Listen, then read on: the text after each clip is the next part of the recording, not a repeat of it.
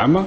يعني هو هذا غنى قديم، كل عام منذ تقريبا 30 سنة وإحنا نقولوا خلاص لازم ندخل في لازم نصدر، يعني نطور صادرات خارج المحروقات، ولازم ندخل في يعني إعادة نظر في الاقتصاد ولكن يعني فشلنا. هذا الفشل تام نتيجة يعني يعبر على سوء تسيير، سوء تنظيم الاقتصاد. ولكن الاقتصاد كما هو معروف يمشي مع السياسة. لا طيب، شحال جيراننا يعني تونس والمغرب شحال يصدروا الى الخارج؟ كم؟ تونس والمغرب يصدروا حاليا حوالي بمبلغ بحوالي 45 مليار دولار.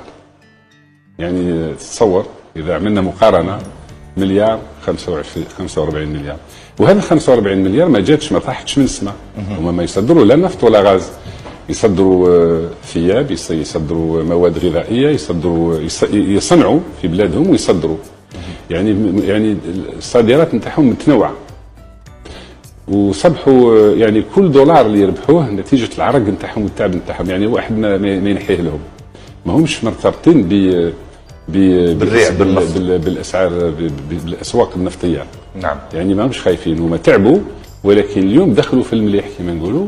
معناتها من رايحين يزيدوا في الصناعه ويزيدوا في الانتاج ويزيدوا في التصدير. شحال اللي لزمنا احنا من سنوات باش نلحقوا هذا الحد؟ اذا كان عارين على ذرعنا من اليوم، بدايه من اليوم، واذا كان خذينا بعين الاعتبار